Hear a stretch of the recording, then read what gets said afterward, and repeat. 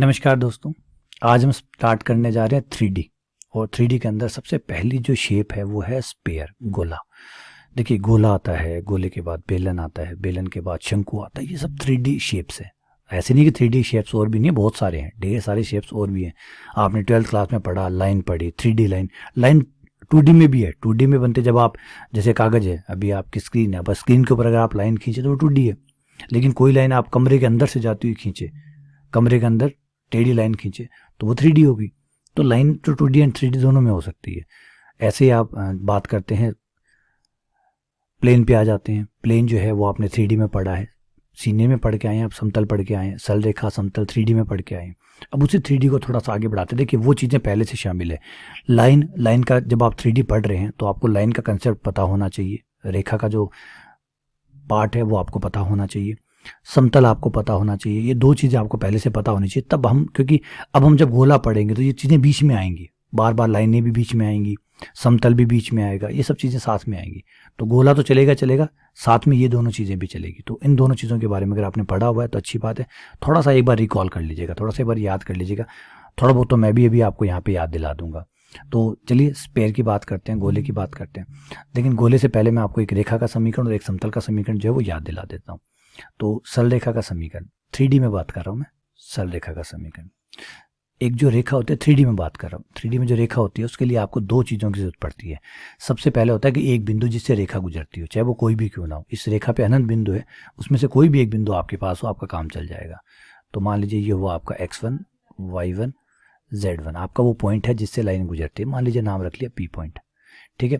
उसके बाद में हम इसके डायरेक्शन रेशियो या डायरेक्शन कोसाइन, मतलब दिक अनुपात या दिक खोजें। दिक अनुपात दिक खोजें क्या होती है? वो होती है जो दिशा बताती है। दिशा बताने के लिए हम दिक अनुपात और दिक खोजाओं का इस्तेमाल करते हैं। दिक अनुपात जिसे डायरेक्शन रेशियो कहते हैं, डायरेक्शन कोसाइन जो दिक अनुपात और दिक कोसाइन कहलाते हैं। दिक कोसाइन ये क्या होते हैं? एक्चुअली इनका जो मेन आइडिया होता है वो इस तरीके से होता है कि आपकी जो लाइन है, जो भी लाइन है आपकी, ज़रूर कोई ना कोई एक्स एक्स से कोण बना रही होगी, कोई ना कोई कोण तो एक्स एक्स से बना रही होगी। फॉर एग्जांपल अल्फा बना रही है, कोई ना कोई कोण ये वाई के साथ भी बना रही होगी, है ना कुछ तो बना रही होगी। तो जो भी ये वाई के साथ कोण बना रही है उसका नाम रख लिया बीटा। फिर ये जो जेड एक्स है उसके साथ भी कोई ना कोई कोण बना रही होगी, उसका नाम रख लिया गामा। अब जेड एक्स जो है वो तो आपकी तरफ आएगा, आंखों की तरफ, यहाँ से इस पॉइंट से आपकी तरफ आएगा। तो ये जो जेड एक्स के साथ कोण बनाएगी वो हो जाएगा गामा। तो अल्फा, बीटा और गामा में जेड एक्स को यहाँ बनाने में मुझे दिक्कत आएगी, क्योंकि कोण, वो जो लाइन है वो हवा में बनानी है, हवा में लाइनें बनती नहीं है, इसलिए मैं कुछ इस तरीके से बना रहा हूँ। लेकिन याद रखिएगा ये इस पर नहीं है, ठीक है। तो ये जो तीसरा कोण है ये आपका आ जाता है गामा। आपकी लाइन जो तीसरा कोण बना रही है ये है गामा। और ये जो अल्फा, बीटा, गामा है, इनके जब कॉस में मान निकालते हैं तो हमें एल एम एन प्राप्त होते हैं, जिसे दिक कोसाइन कहते हैं। Cos alpha, M cos beta, N cos gamma, इन्हें क्या कहा जाता है? दिक कोसाइन कहा जाता है, डायरेक्शन कोसाइन कहा जाता है, डायरेक्शनल दिक कोसाइन। अगर ये आपके पास है, आपके पास एक बिंदु है, तो आपके सरल रेखा का समीकरण बड़े ही आराम से बन जाएगा। x माइनस x1 बटा एल, y माइनस y1 बटा m, z माइनस z1। तो इस तरीके से आपका एक सरल रेखा का समीकरण तैयार होता है। क्लियर है? बात क्लियर होगी? चलिए इससे आगे बढ़ते हैं। इससे आगे आइडिया आता है समतल का। दूसरा आइडिया समतल का, प्लेन का, समतल का समीकरण। अगर मान लीजिए एक प्लेन है जो कि अनंत लंबाई का होता है, अनंत चौड़ाई का होता है, इसकी लंबाई अनंत तक होती है, इसकी चौड़ाई अनंत तक होती है। अब बोर्ड पे ये बनाना संभव नहीं है, इसलिए मैं इसका एक सांकेतिक चित्र जो है, छोटा चित्र जो है वो बना रहा हूँ। ये समतल हो गया। इस समतल के ऊपर जो अभिलंब होता है, जिसे अभिलंब कहते हैं, ये लंब रेखा जो होती है, मान लीजिए आपका हाथ है, हथेली है, हथेली भी ये जो पेन खड़ा है ये अभिलंब कहलाता है। तो ये जो अभिलंब होता है इसके दिक अनुपात, अभिलंब के दिक अनुपात, अगर मान लीजिए ए बी सी है तो समतल का समीकरण होता है ax plus B Y plus C Z plus D बराबर 0। ये आपका समतल का समीकरण है। डी जो होता है वो एक अचर होता है, डी एक अचर होता है। तो ax plus B Y plus C Z बराबर डी, ये समतल का समीकरण होता है। तो इस तरीके से आपको सरल रेखा और समतल के समीकरण आपके पास होते हैं। अब इन्हीं के आइडिया को जब हम आगे बढ़ाते हैं तो हमारे पास सबसे पहला जो 3D शेप आता है, जबरदस्त शेप आता है, वो है गोला। पहले गोले की डेफिनेशन की बात कर लेता हूँ, फिर उसके समीकरण की बात करेंगे, क्योंकि गोला तो अभी हम डिटेल से पढ़ना है। सरल रेखा और ये तो हम 12th का हिस्सा थे, 12th में पढ़ के आए हैं। अब यहाँ तो हमें गोले की बात करनी है और खुल के बात करनी है गोले के बारे में। तो गोला है क्या एक्चुअली? गोले का मतलब है आप एक बिंदु है जिसको आप चलने की छूट देते हैं कि भैया तू चल, जहाँ चलना है वहाँ जा, जी ले तेरी जिंदगी, लेकिन दो शर्तों के साथ। दो शर्तों के साथ क्या? कि एक स्थिर बिंदु है जिससे तुम्हारी दूरी निकाली जाएगी, इससे जो भी आपकी दूरी आए वो दूरी नियत रहनी चाहिए। एक निश्चित बिंदु लेना है आपको, एक निश्चित दूरी लेनी है। ये दो शर्तें, निश्चित बिंदु, निश्चित दूरी, इनको बनाए रखना है। तो अगर ये बनाए रखे, फिर बिंदु जहां चाहे वहां घूमे 3D के अंदर। 3D दिया मतलब आकाश में भी घूम सकता है, तब जो आकृति बन के आती है वो कहलाती है गोला। तो मैंने क्या कहा? ऐसे बिंदु का बिंदुपथ, ध्यान से सुनिए, ऐसे बिंदु का बिंदुपथ, बिंदु का बिंदुपथ त्रिविम समष्टि में, मतलब 3 डायमेंशन में, त्रिविम समष्टि में इसकी एक स्थिर बिंदु से, जिसकी एक स्थिर बिंदु से, जिसको केंद्र कहेंगे। स्थिर बिंदु का मतलब है वो बिंदु हिलेगा डुलेगा नहीं, अपनी जगह जहां है वहीं पे खड़ा रहेगा, जिसे हम केंद्र कहेंगे। इधर से दूरी, दूरी जिसको त्रिज्या कहेंगे। ये दोनों दूरी सदैव अचर रहती है, ना कभी कम होती है ना कभी ज़्यादा होती है, सदैव। रिपीट कर रहा हूँ, कम ज़्यादा नहीं कर सकते आप। क्लियर है ये बात? तो देखिए मैंने क्या कहा, उस पर बात करते हैं, लेकिन दो टर्म्स पे बहुत ध्यान दीजिएगा। स्थिर बिंदु, एक बिंदु लेना है जो स्थिर रहे, एक दूरी लेनी है जो कभी कम ज़्यादा नहीं होनी चाहिए, और फिर बिंदु को भी भैया ये बिंदु रहा, ये दूरी रही। अब इस बिंदु से इतनी दूरी बनाते हुए तुम्हें जहाँ घूमना है वहाँ घूमो, लेकिन इस बिंदु के इससे नज़दीक मत आना, इस बिंदु से इससे ज़्यादा दूर मत जाना, और फिर तुम त्रिविम में आकाश में जहाँ चाहे वहाँ घूमो। तो क्या होगा बेटा? ये पॉइंट रहा, ये समझिए, जहाँ मेरी उंगलियाँ हैं जुड़ी है वो आपका पॉइंट है, ये आपकी दूरी है। अब इस दूरी के चारों तरफ वो इधर से या इधर से या इधर से या उधर से कैसे भी वो उसकी घूमेगा, तो क्या होगा? एक गोला क्रिएट होगा उसके चारों तरफ, यही होगा ना। इसी का नाम तो आपका गोला है। ये है वो स्थिर बिंदु जिसको हमने सेंटर का है, केंद्र का है। ये आपकी दूरी, एक बार पहले दूरी एक बार बना दीजिए, फिर उसको, या एक काम करिए, उसको एक रस्सी पकड़ा दीजिए कि भैया ये ले रस्सी, ये R दूरी की एक रस्सी है, ये पकड़, और ये रस्सी जो है ना तो ढीली होनी चाहिए ना टूटनी चाहिए, ना तो ये ढीली होनी चाहिए ना टूटनी चाहिए, और इस रस्सी को लेके घूम। बस शर्त मैंने पहले बता दी, शर्त क्या है? इस रस्सी को लेके घूम, जहाँ चाहे वहाँ घूम, बस रस्सी ना तो ढीली पड़नी चाहिए ना टूटनी चाहिए। तो अब ये देखिए, ये इधर से घूम सकता है। अब यहाँ पे कागज में मैं दिखाऊंगा तो थोड़ा सा मुझे रुकना पड़ेगा, क्योंकि मैं कागज पे बनाऊंगा तो कागज पे तो मैं सिर्फ कागज पे ही चला सकता हूँ। अगर बंदा फर्श पे ही चलेगा तो व्रत बनाएगा, ये व्रत बनेगा। तो आप देखते हैं कि व्रत भी बनता है। व्रत कब बनता है? जब आप त्रिविम शब्द हटा के द्विविम शब्द लगा देंगे। अगर आप कहेंगे भैया जमीन जमीन पे चल तो व्रत बनेगा, लेकिन आप त्रिविम की शर्त लगा दें कि भैया ऊपर से उड़ भी सकता है, तो एक काम को उसके पीछे जैकेट वैकेट लगा दीजिए उड़ने वाली, और फिर वो बंदा क्या होगा, यहाँ से उठेगा और ऊपर से उठते हुए, अब मैं कैसे दिखाऊँ आपको, देखो मैं ये, क्योंकि ये जो मेरा माउस है ये भी स्क्रीन के ऊपर ही है, तो ये भी बेचारा उठ नहीं सकता क्योंकि ग्रेविटी ने पकड़ रखा है इसको, उठ नहीं सकता। सोचिए ये उड़ सके तो उड़कर इसके ऊपर से होता हुआ, ना ना ना है, इसके जो लाइन चल रही, लाइन नहीं चल रही, ऊपर से उड़ता हुआ, ऐसे जैसे ये पॉइंट रहा, ऐसे उड़ता हुआ उस पॉइंट पे आ जाए। उड़ता हुआ क्या करता हुआ बेटा? उड़ता हुआ। तो उड़ता हुआ भी आ सकता है, इधर से उड़ता हुआ, तो चारों तरफ से वो उसके आ सकता है। तो चारों तरफ से आ सकता है तो एक पूरा गोला बनेगा। क्या बनेगा बेटा? गोला बनेगा। गोला सुन के ना याद आता है, गोला, बर्फ का गोला बनाते थे ना, जिसमें वो कलर वलर डालते थे, चूसते थे आप, वो गोला बनता है। तो यहाँ पे भी गोला बनेगा। क्लियर हुआ आइडिया कि गोला क्या होता है? तो गोला क्या है? एक बिंदु का बिंदु पता है, एक बिंदु है जो चल रहा है और मन मर्जी से चल रहा है, शर्तों के साथ। मन मर्जी है, ये है कि कहीं चल सकता है, लेकिन शर्त है बेटा, खुली मन मर्जी तो नहीं छोड़ सकते। अगर पूरी मन मर्जी दे देंगे तो पता नहीं क्या कर जाए, फिर थोड़ा तो कायदे में रखना ही पड़ता है ना। कायदे में रहेगी तो फायदे में रहोगे, तो थोड़ा तो कायदे में रखने पड़ता है। 2 कायदे लगाएं खाली कि स्थिर बिंदु है, एक दूरी है, इनको बेटा मेंटेन करो, बाकी सब ठीक है। क्लियर है? ये गोला हो गया। आइए गोले का समीकरण भी अब बड़ा फटाफट ही बन जाएगा। जो इच्छाधारी बिंदु है, इच्छाधारी बिंदु का मतलब जो घूम सकता है, आनंद कर सकता है, वो मान लीजिए P पॉइंट है। इसके निर्देशांक XYZ मान रहा हूँ। XYZ क्यों मान रहा हूँ? क्योंकि ये बिंदु स्वतंत्र है, घूम सकता है। H केंद्र है, केंद्र वाले बिंदु के निर्देशांक मान लिए HKL, ये नहीं घूम सकता, ये फिक्स है बेटा, ये अचर है। और ये जो दूरी R है ये भी अचर है। अब P से O तक की दूरी अब निकालूंगा तो वो नियत रहेगी, सही बात है। P से O तक की दूरी क्या रहेगी, R रहेगी, सही है।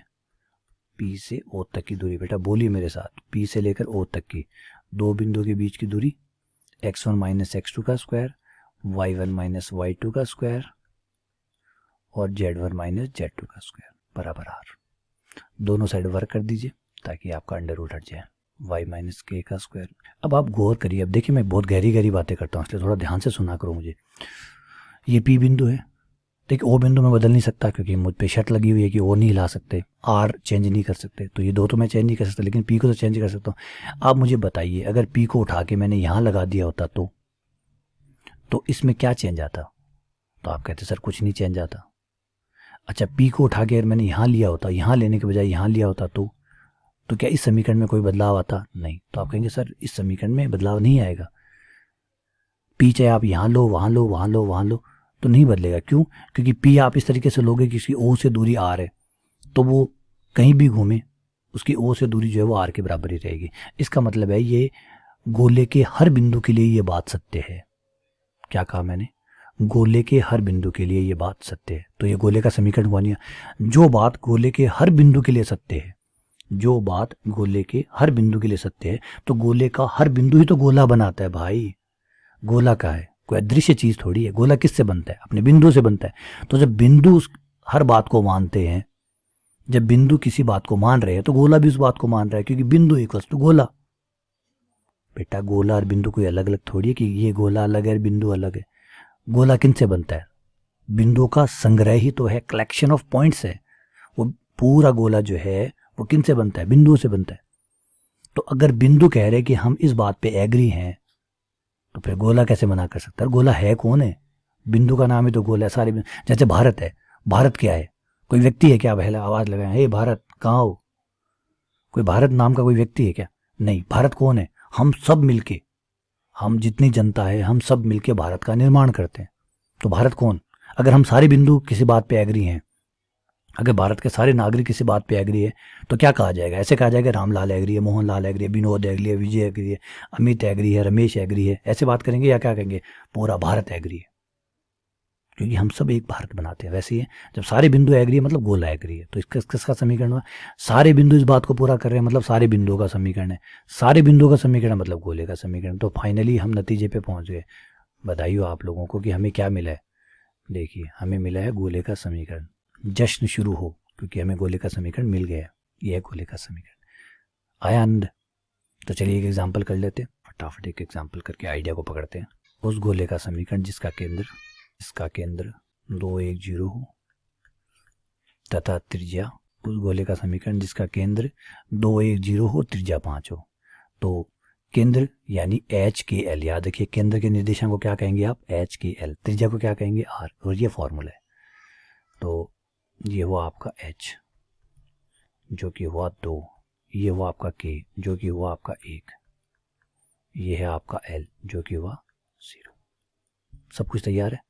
R कितना मान रख दीजिए, x माइनस h जो कि 2, h की जगह 2, y की जगह 1, k की जगह 1 सॉरी, l की जगह 0 बराबर r स्क्वायर, r यानी 5 का स्क्वायर। स्क्वायर खोल दीजिए, x square plus 4 minus 4x, y square plus 1 minus 2y, z square बराबर, सारे पदों को सॉल्व कर लीजिए। Square plus z square minus 4x minus 2y, 4 और 1 5, और ये इधर आ जाएगा 25, तो ये जाएगा माइनस का 20 बराबर 0।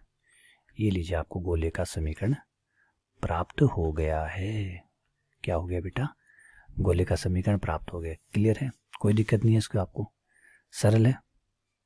ठीक है, कोई इशू नहीं है ना? इस तरीके से आप गोले का समीकरण निकाल सकते हैं। अब मैं गोले का आपको एक और समीकरण बताता हूँ। अब आप कहेंगे सर और समीकरण? बेटा और समीकरण नहीं होते, और रूप होते हैं। और रूप होते हैं, और समीकरण नहीं होते। आप कई बार अपने बाल बढ़ा लेते हैं, ठीक है, कई बार अपने बालों को छोटा कर लेते हैं, कई बार लड़के जो होते हैं वो मूछ बड़ी बड़ी कर लेते हैं, दाढ़ी बड़ी बड़ी कर लेते हैं। ये क्या होता है? आप होते तो वही है ना। क्या हो जाता है? बस आप नया रूप बना लेते हैं कि ये रूप थोड़ा सा फैंकी टाइप का बना लेते हैं, चलो थोड़ा सा इस टाइप का बना लेते हैं, थोड़ा बोल्ड टाइप का बना लेते हैं, नए नए कूल टाइप का, कभी शब्द आता है कूल टाइप का बना लेते हैं।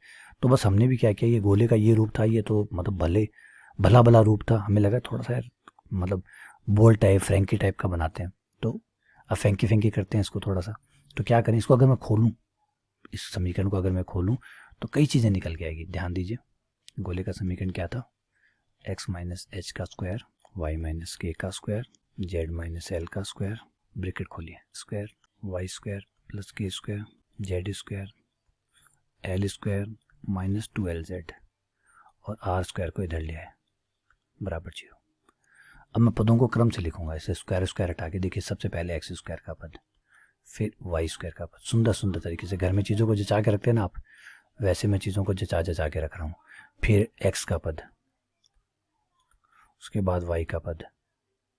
वाई कहाँ हो भाई, वाई भैया कहाँ हो, वाई भैया कहाँ गए, होगा भी मिल जाएगा, ये रट्टू के भाई, कोई बात नहीं। जेड वाले भैया, और उसके बाद जो अचर पद है वो वाले, अचर पद वाले कहाँ हो, कौन कौन थे, K square L square R square. ये लीजिए, अब आपका समीकरण पूरे तरीके से तैयार है। देखिए समीकरण की खासियत देखिए, समीकरण सुंदर सुंदर दिख रहा है। एक एक्स स्क्वायर का पद, वाई स्क्वायर का पद, जेड स्क्वायर का पद, एक्स का पद, वाई का पद, जेड का पद और अचर पद। इसका मतलब इस तरीके से आपका एक गोले का समीकरण होता है, एक्स स्क्वायर का पद, वाई स्क्वायर का पद, जेड स्क्वायर का पद, एक्स का पद, वाई का पद, जेड का पद, अचर पद। 7 पद होते हैं। कितने होते हैं बेटा, सुर में बोलिए, 7 पद। एक्स स्क्वायर का पद, वाई स्क्वायर का पद, जेड स्क्वायर का पद, फिर एक्स का पद, वाई का पद, जेड का पद, अचर पद, मीन्स गोले का पद। हो गया क्लियर है। यहाँ पे थोड़ा सा बड़ा बड़ा लग रहा है तो इसको मैं छोटे छोटे नाम दे देता हूँ, सुंदर सुंदर नाम। कैसे, देखिए प्यारे प्यारे नाम दूंगा, ये सुंदर सुंदर नाम, देखिए बहुत अच्छे अच्छे नाम देंगे। इसका नाम रख लिया 2u। माइनस मुझे पसंद नहीं आता, आपको भी नहीं आता होगा, तो माइनस के 2h को मैंने 2u नाम दे दिया। लिख देता हूँ यहाँ पे, माइनस के 2h का नाम मैंने 2u रखा है, ताकि h बराबर कौन हो, माइनस u हुआ। ठीक है, ऐसे ही इसका नाम 2v रख लिया, सुंदर दिखाने के लिए। हम बच्चों के नाम नहीं रखते क्या सुंदर सुंदर, याद रखिए। पहले गिंडाराम सुंडाराम होते थे, अब कहाँ है वो गिंडाराम सुंडाराम, गायब हो गए ना। अब तो पिंचू आ गया, टिंचू आ गया, ये आ गया, नए रिंकी आ गया, रिंकू आ गया, ये आ गया। तो ये नए नाम आ गए, क्यों आ गए, क्योंकि अब हमें गिंडाराम पसंद नहीं है, अब हमें सुंडाराम वाले वो जो नाम है वो पसंद नहीं है, अब हमें पूरा भगवती प्रसाद वाला नाम पसंद नहीं है। क्या अब है वो नाम, नहीं, क्यों, क्योंकि अब आपको कुछ नए नाम चाहिए। तो हम भी ऐसे ही कर रहे हैं कि अब वो पुराने वाले नाम छोड़ रहे हैं, अब नए वाले नाम ला रहे हैं। हर युग में नए नाम आते हैं। अगर आप पीछे मुड़ के देखें, ऐसा ना सरप्राइज ना करेंगे भाई ये गिंडाराम सुंडाराम, ये अगर 1950 में ये नाम चलते थे, 1900 के बाद जाइए और अलग नाम थे, उस समय कुछ और नाम थे, उससे पीछे जाके देखिए कुछ और नाम थे। तो नामों का जो सिलसिला है वो लगातार विकासशील हुआ है, समय के साथ नाम रखे गए। हो सकता है कल आने वाले टाइम में वापस से ये नाम आ जाए, जैसे फैशन आता है। तो चलिए वी का मान, वी जो के जो है वो माइनस वी के बराबर हो गया, 2 से 2 काट दीजिए, के बराबर माइनस वी हो गया। ठीक है, ये आपका 2w आ गया, 2l, l बराबर माइनस w। और ये जो सारा अब बचा, इस पूरे का नाम रख लिया c, ताकि बोलने पुकारने में सब कुछ एकदम छोटा छोटा लगे। अब आपको पता है क्या किया मैंने, आइए समझाता हूँ। आप तो ये देखिए मैंने क्या किया। अब ये समीकरण जो है अब कैसा दिखेगा, ये एकदम सुंदर सुंदर समीकरण दिखेगा, सुंदर सुंदर प्यारा प्यारा। X square plus Y square plus Z square, देखिए अभी माइनस के 2h की जगह कौन आ जाएगा, 2u आ जाएगा, उसकी जगह आ गया 2vy, इसकी जगह आ जाएगा 2wz, इसकी जगह आ गया c। अब बताइए कितना सुंदर सुंदर लगा, बताइए कितना सुंदर लग रहा है। देखिए एक्स स्क्वायर, बोलने में भी देखिए मतलब ऐसा लगता है जैसे गाना गा रहा हूँ। X square plus Y square plus Z square plus 2ux plus 2vy plus 2wz plus c बराबर 0। हाँ, ऊपर वाले को बोल के दिखाइए, इसको बोल के दिखाइए, कितना बुरा लगता है। X square plus Y square plus Z square minus 2hx minus 2ky minus 2lz plus K square plus L square minus R square बराबर 0। कोई रिदम ही नहीं है, सारे गामा पा है ही नहीं इसके अंदर। यहाँ सारे गामा पा है, x square plus Y square plus Z square, याद भी रख पाएंगे आप, x square plus Y square. क्योंकि हम क्यों बनाते हैं ऐसी चीजें हम क्यों बनाते हैं, ताकि आपको आराम से याद हो जाए, कन्वीनियंट हो, आसान हो, लंबे समय तक टिके, इसी तरीके का तो बनाया जाता है। तो x square plus Y square plus Z square plus 2ux plus 2vy plus 2wz plus c बराबर 0 हो गया। सारे पद हैं वही, गायब कुछ नहीं हुआ। लेकिन आप कहेंगे सर मतलब आप कह तो रहे हैं ठीक है, सुर भी आ रहा है, सब कुछ आ रहा है, लेकिन सर पहले वाले से आराम से पता चलता था कि केंद्र क्या है। HKL केंद्र होता था, R त्रिज्या होती थी। अब यहाँ पे हर चीज़ के बारे में हमें पता था कि HKL कौन है, केंद्र, R कौन है, त्रिज्या। लेकिन सर अब आप जो नए UVW लाए हैं, नए, ठीक है अच्छे हैं सर आपके वाले, लेकिन अब मुझे पहले वाला मेरा लैपटॉप ठीक चल रहा था, अब मैं नया लैपटॉप ले आया, गेमिंग लैपटॉप। अब अच्छा है, ऑब्वियसली बात है, नए फीचर्स है इसके पास, लेकिन क्या है ऐसा जो मतलब मुझे एक्साइट करे? कैसे वो पुराने वाले काम तो होने चाहिए ना, जो पुराने काम मैं पहले वाले लैपटॉप पे कर रहा था वो काम तो बंद ना हो, कम से कम नए काम तो जो करूँगा सो करूँगा ही, लेकिन पुराने वाले भी तो चलते रहने चाहिए। तो पुराने वाले अभी भी आपके चलेंगे। तो अब आप कहेंगे सर बताइए फिर केंद्र का है? पिछले वाले से तो मुझे पता था कि HKL केंद्र है, R त्रिज्या है। अब इसमें बताइए केंद्र का है? गोला होगा तो केंद्र भी होगा, बिल्कुल होगा। यार कितनी समझदारी की बात कर रहे हो आप। गोला होगा तो केंद्र होगा, बिल्कुल होगा। गोला होगा तो त्रिज्या भी होगी, हाँ जी बेटा बिल्कुल होगी। तो बताइए सर इसमें कहाँ है त्रिज्या? इस समीकरण में आप मुझे त्रिज्या बताइए, त्रिज्या कहाँ है? और इस समीकरण में मुझे आप बताइए कि त्रिज्या तो है सो है, केंद्र कहाँ है? सब जवाब देता हूँ, आइए। ये रहा आपका केंद्र। क्या हुआ करता था पहले? केंद्र क्या हुआ करता था? तो आप कहते थे सर पहले केंद्र होता था HKL, सही है ना। अब हमारा HKL क्या बन चुका है? H की जगह -U, K की जगह -V और L की जगह -W। ये लीजिए, ये आपका केंद्र है। अब आप HKL की जरूरत नहीं है, अब आप UVW से भी केंद्र निकाल सकते हैं। समीकरण में जाइए, UVW निकालिए और उस -U -V -W करते आपको केंद्र मिल जाएगा। केंद्र वाली शिकायत दूर। आप कहेंगे ठीक है सर, चलिए केंद्र तो ढूंढ लेंगे। सर त्रिज्या बताइए, त्रिज्या कैसे ढूंढेंगे? आइए त्रिज्या की बात भी करते हैं। ये रहा C वाला सूत्र। C क्या है? यही तो है, C बराबर K² + L² - R²। K का मान कितना? K का मान कितना यहाँ से रख लीजिए। इसमें बेटा चीज़ खा गया हूँ मैं, शायद खाया तो हूँ बेटा। H² खा गया। देखिए H², K² L² 3 थे। सुबह सुबह ये बहुत दिक्कत रहती है, चीज़ें खा ज़्यादा जाते हैं। भाइयों माफ़ करिएगा, माफ़ बिल्कुल भी मत करिएगा, गलत बात है, ठीक करना ही पड़ेगा। H² + K²। बस मैथ्स की सबसे प्यारी बात यह है कि गलतियाँ छुपती नहीं है, आप उसे कोटेड नहीं कर सकते, कुछ भी कर लीजिए। अभी नहीं पकड़ में आई तो थोड़ी देर बाद सही, थोड़ी देर बाद नहीं तो थोड़ी देर बाद सही, लेकिन मजाल है आप अपनी गलती को छुपा सकें। जवाब है ना, नहीं छुपा सकते। देखिए मुझसे भी नहीं छुपी ना, मैं तो आपका टीचर हूँ, तब भी नहीं छुपा पाया। तो सोचिए आप कैसे छुपाएंगे? इसका मतलब हम बहुत अच्छी चीज़ पढ़ रहे हैं, वो पढ़ रहे हैं जिसमें झूठ चलता ही नहीं है, चाहे टीचर बोले चाहे स्टूडेंट बोले। C बराबर H² K² L² - R²। अब HKL का मान आप रख सकते हैं -U -V -W। तो -U रखते ही, H का स्क्वायर है बेटा, स्क्वायर है तो -U रखते ही स्क्वायर होके माइनस बढ़ जाएगा, ये U² हो गया, ये V² हो जाएगा, ये W² हो जाएगा -R²। R² को इधर ले आइए, C को इधर ले जाइए, अदला बदली, तू इधर आ जा, तू उधर चला जा, तू मेरी टीम में।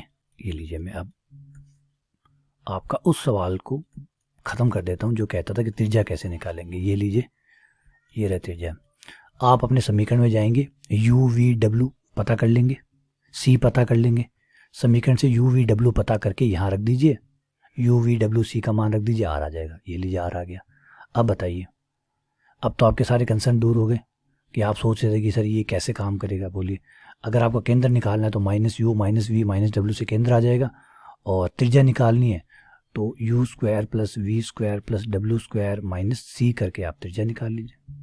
बोलिए क्लियर है? सवाल करवा देता हूँ, एक सवाल करवा देता हूँ, आइए। एग्जाम्पल से ही बातें समझ में आती है, क्योंकि देखिए होता क्या है, आपको समझाता हूँ, अभी परेशानी समझाता हूँ कि भाई अब आप कहेंगे सर ये रूप मतलब पढ़ा है ना वो स्क्वायर वाला इतना अच्छा खासा, आप बिना मतलब में यू क्यों माथापच्ची करवा रहे हो, क्यों परेशान कर रहे हो? आइए बेटा परेशानी समझाता हूँ कि ये परेशानी क्यों है। परेशानी नहीं है, ये आपको आराम देने की कोशिश की गई है। कैसे? देखिए, ये आपका एक गोले का समीकरण है, x² + y² + z² -2x 4y - 6z + 5 = 0। ठीक है, अब इस गोले का आपसे कहे कि केंद्र निकालिए और आपसे कहे त्रिज्या निकालिए, तो अगर आप वो ऊपर वाले फॉर्मूले का इंतजार कर रहे हैं जो आपको बहुत पसंद था, इस फॉर्मूले की बात करें तो ये फॉर्मूला तब लगेगा जब सब कुछ होल स्क्वायर में हो। पूरे सवाल को होल स्क्वायर बनाइए, फिर आपको H, K, L और R मिलेगा, क्योंकि ये तो खुला हुआ है। खुला हुआ है तो उसको वापस इसको पैकेट में बंद करिए। आपको अमेजोन से पार्सल आता है, जब आप फाड़ते हैं तो फाड़ना तो बड़ा आसान है। अगर बाई चांस वो आपने फाड़ा देखा और आपको लगा यार ये तो रिटर्न करना है, तो जब वापस रिटर्न करना हो, उसी को वापस पैक करना हो, क्योंकि जब फाड़ा था तो बड़े जोश जोश में फाड़ा था, खोल लिया था, सब कुछ हो गया था, अब वापस पैक करना है क्योंकि रिटर्न करना है, कैसा लगेगा, कैसा अजीब लगता है, जोर आता है। तो स्क्वायर खोलना तो आसान है, वापस स्क्वायर बनाने में परेशानी होती है। तो अब इसको स्क्वायर बनाऊं फिर HKL निकालूं तो भैया मुश्किल हो जाता है, बहुत मुश्किल होता है। ये देखिए मैं स्क्वायर बना के दिखाता हूँ आपको, परेशान करता है। एक्स स्क्वायर माइनस का 2x, ये दोनों साथ में रख लिए, इसके साथ में मैंने 2 का स्क्वायर जोड़ दिया। याद रखिएगा 2 का स्क्वायर आपके ऊपर है, मैंने जोड़ा है, उधार लिया है आप लोगों से, उधार है, जल्द ही चुका दूंगा, याद रख लीजिएगा। लिख ले आप कहीं, आपके पास कॉपी वॉपी है, डायरी है, उसमें लिख लीजिए मैंने आपसे 2 का स्क्वायर उधार लिया है, थोड़ी देर बाद वापस चुकाऊंगा। वाई स्क्वायर माइनस 4y, 2 का स्क्वायर नहीं लूँगा अभी, महंगा पड़ता है, 1 का स्क्वायर लूँगा। हाँ जब जरूरत पड़ेगी तो 2 का स्क्वायर भी ले लूँगा, एक 2 का स्क्वायर भी लिया, एक 1 का स्क्वायर लिया, एक 2 का स्क्वायर लिया, 2 चीज़ें उधार ली है, 2 क्यों, एक और लेना पड़ेगा। जेड स्क्वायर माइनस 6z, लिख लीजिए आप कहीं भी। एक 3 का स्क्वायर और उधार लिया, 1 का स्क्वायर, 2 का स्क्वायर, 3 का स्क्वायर, 3 चीज़ें मैंने आपसे उधार ली है, ठीक है, उधार ली है, सही है। और ये चीज़ें जो उधार ली है, गणित में उधार लेना चुकाना पड़ता है, हाथों हाथ चुकाना पड़ता है। तो ये लीजिए RHS साइड में भी 1 का स्क्वायर, 2 का स्क्वायर, 3 का स्क्वायर लगा दिया, बराबर है, अब कोई दिक्कत नहीं आएगी, एकदम बराबर हुआ, ठीक है। अब ये आपका बन गया x माइनस 1 का स्क्वायर, ये बन गया आपका y माइनस 2 का स्क्वायर, ये आपका बन गया z माइनस 3 का स्क्वायर, और ये आपका हो गया 9 10 14, 14 में से 5 गए 9, 9 यानी 3 का स्क्वायर। ये लीजिए अब आपका केंद्र आ गया HKL, ये रहा HKL, H बराबर 1, K बराबर L बराबर 3, R बराबर 3, ये त्रिज्या होगी। तो सबसे पहले केंद्र HKL 1 2, 3, त्रिज्या R बराबर 3 आ गया।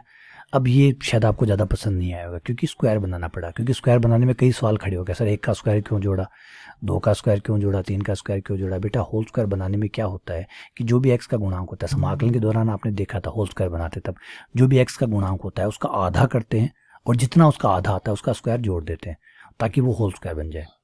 होल स्क्वायर बनाने के लिए आपको एक तो स्क्वायर का पद चाहिए जो कि है, एक आपको उसकी सिंगल पावर का पद चाहिए, वो भी है, फिर वो जो सिंगल पावर वाला पद होता है चाहे वो x में हो, चाहे y में हो, चाहे z में हो, y वाला तो y का स्क्वायर बनाएगा, z वाला z का बनाएगा, x वाला x का बनाएगा। तो उसका जो भी गुणांक होता है उस गुणांक का आधा किया जाता है, आधा जितना भी आता है उसका स्क्वायर जोड़ दिया जाता है। ऐसे ही y वाले में 4 था, 4 का आधा 2 हुआ, 2 का स्क्वायर जोड़ दिया, z वाले में 6 था, 6 का आधा 3 हुआ, 3 का स्क्वायर जोड़ दिया। और ये सब कुछ बराबर रखने के लिए राइट हैंड साइड में भी बिल्कुल वैसा ही किया। अब ये होल स्क्वायर बन गया, लेकिन ज़्यादा अच्छा नहीं लगा ना होल स्क्वायर बनाने वाला, तो चलिए बिना होल स्क्वायर बनाए करें तो बिल्कुल हो जाएगा। तो ये दूसरा जो तरीका हमने बनाया था ये इसीलिए बनाया था कि वापस बंद ना करना पड़े, है ना। अब आपने थैली फाड़ दी है वो तो ठीक है, अब थैली को वापस चिपकाने वाली जरूरत ना पड़े, सिर्फ थैली फाड़ दें, ठीक है। क्योंकि सोचिए थैली को फाड़ना तो आसान था, चिपकाना कितना मुश्किल होता है, कितना इरिटेटिंग होता है। नहीं, मैं आपसे थैली दोबारा नहीं चिपकाऊंगा। आ जाइए क्वेश्चन पे वापस, plus Y square minus 2x minus 4y, same question को दोबारा कर रहा हूँ लेकिन इस बार अपने वाले तरीके से। जो सेकंड मेथड आपको बताया था वो था जो बिना स्क्वायर खोले आप कर सकते हैं। आपका जो भी क्वेश्चन है उस क्वेश्चन की आप तुलना इस समीकरण के साथ, जो कि हमने लेटेस्ट समीकरण जो है हमारा नया 8 कोर प्रोसेसर जो है नया वाला लेटेस्ट वाला, उससे कंपेयर करिए। और कंपेयर कैसे होगा, x से x का गुणांक कंपेयर होगा, ये रहा आपका x का गुणांक 2u बराबर -2, u बराबर -1। कंपेयर करना सीख लीजिए बेटा, जैसे आप जीवन में अपने आप को हर कोई से कंपेयर करते हैं ना, वो तो गलत बात है, लेकिन यहाँ अच्छी बात है। w बराबर देखिए, देखते जाइए आप, बल्कि मत जपाइए। यहाँ देखिए क्या कितना सुंदर काम किया, आगे u v w आ गया आपके पास। अब u v w c सब आ गए। केंद्र क्या होता है, जब आप इस वाले u v w वाले लेटेस्ट वर्जन के साथ कंपेयर करते हैं तो केंद्र क्या होता है, केंद्र होता है माइनस का u, माइनस का v और माइनस का w। तो रख दीजिए u का मान -1 माइनस माइनस प्लस 1, -2 रखते हैं माइनस माइनस प्लस w 3, ये लीजिए केंद्र आ गया। त्रिज्या भी निकालेंगे भाई, केंद्र निकाला तो त्रिज्या क्यों नहीं निकालेंगे, u square plus v square plus w square, formula u का स्क्वायर यानी 1 का स्क्वायर 1, v का स्क्वायर जो कि 4, 3 का स्क्वायर जो कि 9, c जो कि -5, तो ये आ गया आपका 3। ये लीजिए, और पहले कितना आया था 1 2 3 r बराबर 3, 1 2 3 r बराबर 3 आ गया। तो अब आप पूछेंगे सर इसमें ऐसा एडवांटेज क्या है इस मेथड में? बेटा कोई भी आपको स्क्वायर बना के नहीं देगा, जब भी गोले का समीकरण देगा खुला देगा। जैसे आप बाजार में जाते हैं, है ना, बाजार में जाते हैं, चीनी जाते हैं, कौन पैकेट में पैक करके देता है? थैली में देता, बोल भाई कितना चाहिए, 1 किलो, तो 1 किलो दिया थैली में, ये ले। कितना मूंगफली कितनी चाहिए, बिस्किट, जो भी छोटी छोटी चीज़ें होती है जो ओपन होती है ना, ज़्यादातर चीज़ें क्या होती है खुली हुई होती है। जैसे आप दाल, जो मतलब रोज़मर्रा के डे में आपकी रसोई में जो चीज़ें काम आती है वो सब खुली होती नहीं होती। हर कोई बिस्किट के पैकेट की थोड़ी थोड़ी होता है कि पैकिंग करके आएगा, है ना, पैकिंग करके नहीं मिलती है, इसलिए खुला मिलता है। तो खुले को समझिए आप। बच्चे को जब आप पढ़ाते हैं, बच्चे को ये नहीं 1 पैकेट लिया 2 पैकेट लिया, बच्चे को ये भी समझाना पड़ता है बेटा 1 किलो कितना होता है, आधी किलो कितना होता है, पाव कितना होता है, ताकि दुकान पे जाए तो कहीं कुछ का कुछ नहीं मांग ले।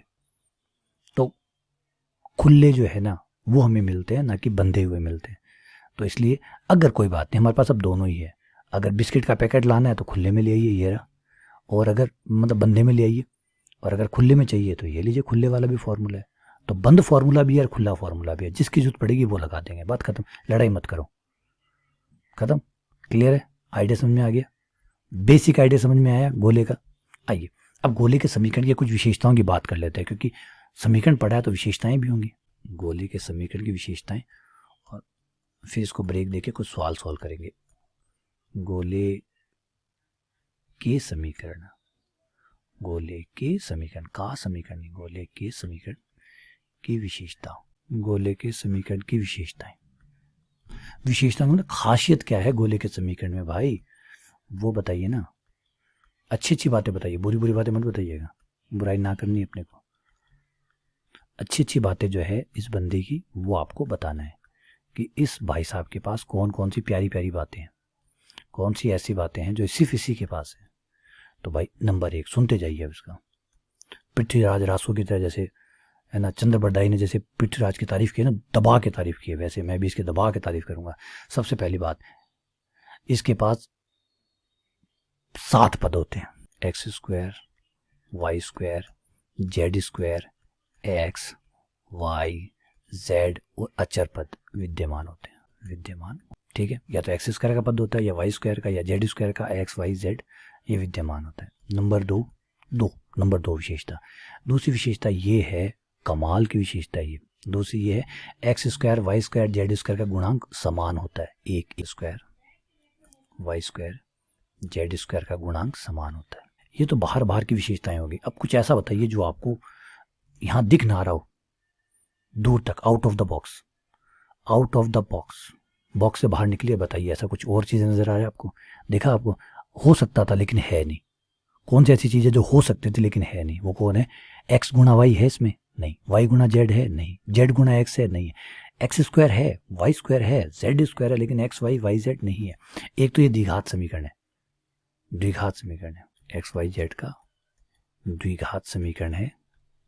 द्विघात मतलब 2 घात का, देखिए एक्स की पावर 2 है, वाई की पावर 2 है, द्विघात समीकरण है, जिसमें द्विघात समीकरण होने के बावजूद भी जिसमें एक्स वाई, एक्स गुणा वाई, वाई गुणा जेड और जेड गुणा एक्स का पद नहीं है, का पद नहीं है। द्विघात समीकरण है लेकिन फिर भी सारे जो 2 घात वाले पद है वो नहीं है, x y y z z x नहीं है।